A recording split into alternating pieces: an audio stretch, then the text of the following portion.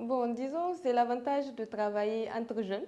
Grâce à ce voyage, j'ai découvert beaucoup de choses, comme le musée de Agadez. C'était merveilleux. Tu peux être bien côté caméra, côté montage, mais si tu n'as pas une bonne communication entre tes équipes là, c'est pas la peine. On doit les regarder parce que c'est très intéressant et aussi intense de plonger dans le quotidien des entrepreneurs parce que très souvent, on voit que le revers de la médaille.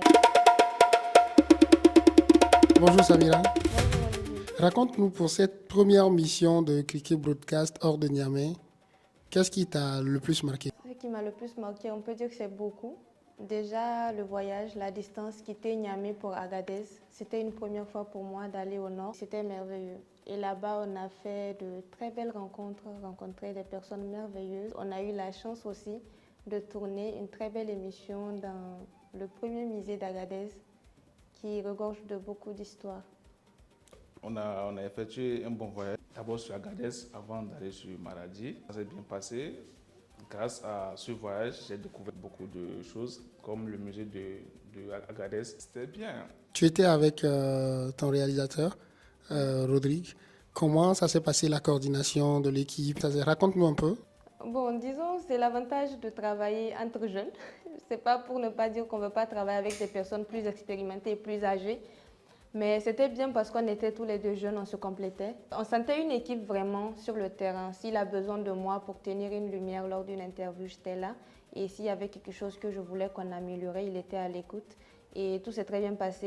Moi, quand je suis parti à la mission, je me disais, tu es béninois, tu es au Niger, tu vas à Agadez.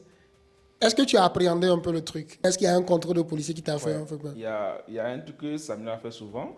Quand les bus s'arrêtent pour que les policiers viennent vérifier les cartes, quand les policiers arrivent là où je suis avec Samira, elle commence à me parler en français.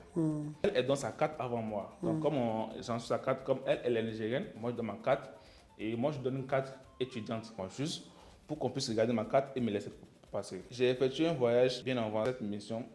À chaque poste de police, même quand je monte ma carte étudiante là, il faut que je paye d'abord avant de passer. Mais avec Samira, elle communique avec moi et on laisse passer tout tranquillement. Jusqu'à quitter Niamey, Agadez, Maradi, Niamey, on ne va pas arrêter.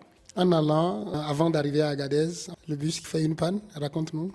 Ah, cette partie-là, c'était entre Tawa et Abalak.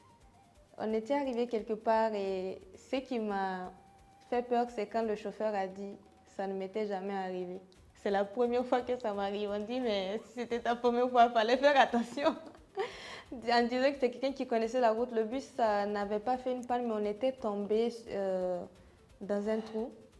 C'était le sable qui est venu fermer le trou. Je crois qu'il y avait déjà eu un accident passé et puis il est venu s'enfoncer dedans. Et plus il forçait, plus tous les 4 pneus en arrière sont descendus par terre. Donc à un moment, on avait commencé à avoir peur parce qu'il y avait des motos qui allaient et venaient. Ce qu'on voit dans la télé, là, quand on dit affaire de terrorisme.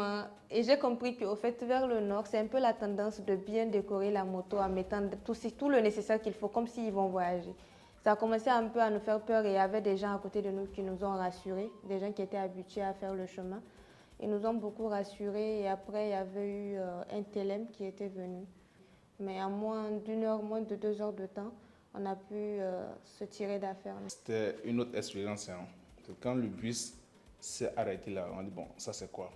Et Samira, tu vois, il y a des motos qui passent et tout. Est-ce que ce n'est pas des terroristes là? Moi, maman ne sait pas là où je suis venu me chercher de l'argent, c'est compliqué. Elle dit Tu non, veux ton testament, quoi. Voilà, elle dit au dit non, il ne faut pas t'inquiéter, ça va bien se passer. On a fait plus d'une heure de temps. Hein. On pousse le bus, ça ne sort pas. On a tout fait, ça ne passe pas. Il y a plus de 2 compagnies, Sonitrap avec Nisa. Elles ont tout fait, mais ça n'a pas marché. Il a fallu les gens qui transportent des sables là, c'est eux qui sont venus nous aider, sinon c'était pas facile. Yeah.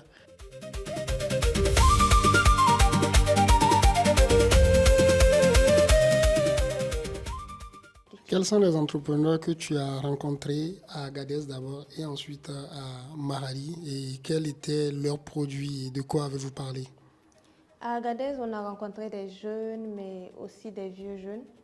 D'abord, on a rencontré des personnes qui œuvrent dans l'art, notamment au musée, qui font tout pour vendre le tourisme local en faisant vivre le musée à travers des visites et tout, les écoles et même les gens de la ville venaient pour regarder ce qu'il y avait dans le musée. Et à part ça, on a rencontré aussi une entreprise qui s'appelle Tazot. C'est une entreprise qui m'a beaucoup touchée. Ils font du recyclage des déchets et je crois bien que c'est une des entreprises qui regorge de plus grand nombre de déchets au Niger. Plus de 300 millions de tonnes de déchets qui étaient là, qui sont en train de transformer en table-banc, en pavé. Et ce qui m'a le plus touché, c'est que c'est pas chaud. Le pavé fait avec les déchets plastiques est moins chaud que les cailloux qu'on voit ou bien le ciment qu'on transforme en pavé. Donc ils ont un peu expérimenté ça, ils nous ont montré l'endroit et c'était trop bien. Ils font aussi des latrines en déchets plastiques et c'est des latrines qui sont adaptées à tout type d'environnement et c'est aussi pas du tout chaud. Il y a aussi des étudiants qui entreprennent aussi, on en a pas mal rencontré à l'université d'Agadez.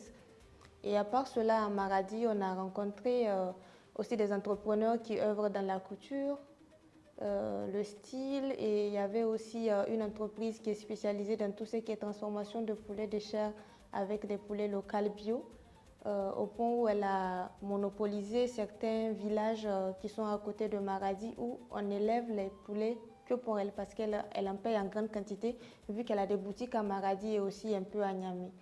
À part elle, on a aussi rencontré un jeune à qui on a demandé pourquoi il a décidé d'entreprendre dans le milieu de la couture. Il dit parce qu'il aimait bien s'habiller. Et c'est vrai, c'était quelqu'un qui s'habillait toujours bien, donc il avait décidé d'en faire son art et ça marche plutôt bien pour lui. En termes de leçons et d'apprentissage, quelles sont les leçons que tu as apprises humainement? Quelles sont les choses que tu as apprises? J'ai appris beaucoup de choses parce que c'est ma première fois d'aller dans la région d'Agadez et c'est vraiment différent. La vie de là-bas et la vie du Niamey, comparé à là où je veux, parce que je suis béninois, c'est différent. La nourriture, ce n'est pas la même chose. Et là, de moi, où ça m'a dit, non, tu n'es pas dans ton pays, moi, ce qu'on te donne, non, je ne suis pas habitué à ça. Après, tu fais un peu de chichi aussi. Non, pas un peu, hein, beaucoup même. Samina, ça, je ne mange pas ça. Je ne suis pas habitué à rester dans la chaleur. Là où je viens, ce n'est pas la peine. Il faut t'habituer, tu es en mission. Tu n'es pas là pour faire un mois. Tu es là juste pour quelques jours. Il faut t'adapter. Même si la personne est bien dans le cadrage et dans le montage, il faut aussi apprendre comment communiquer en équipe. C'est important. Tu peux être bien côté caméra, côté montage, mais si tu n'as pas une bonne communication entre tes équipes là, c'est pas la peine. Ouais, super. C'est pas la peine. Et des fois même avec le client. C'est ça. Il faut bien communiquer, mettre ton client à l'aise sur le terrain. Parfois, pour interviewer les gens sont stressés, mais il y a une manière de les calmer. Non, ça va aller tranquillement. Mais si toi, le cadreur, tu ne sais pas gérer ton client, c'est mort. Pourquoi les gens doivent regarder les prochains numéros de Focus Business que vous avez tournés à Agadez et Maradi? On doit les regarder parce que c'est très intéressant et aussi intense de plonger dans le quotidien des entrepreneurs parce que très souvent, on voit que le revers de la médaille. On aperçoit les entrepreneurs qui publient leur quotidien, qui montrent le nombre de clients qu'ils ont, mais par où ils ont commencé et surtout comment ça se passe. C'est surtout comment ça se passe, c'est ce qui est le plus touchant. C'est pourquoi les gens doivent suivre ces numéros-là de Focus Business, c'est très intense. Merci. Merci beaucoup, Olivier. Ah, j'ai envie le goût.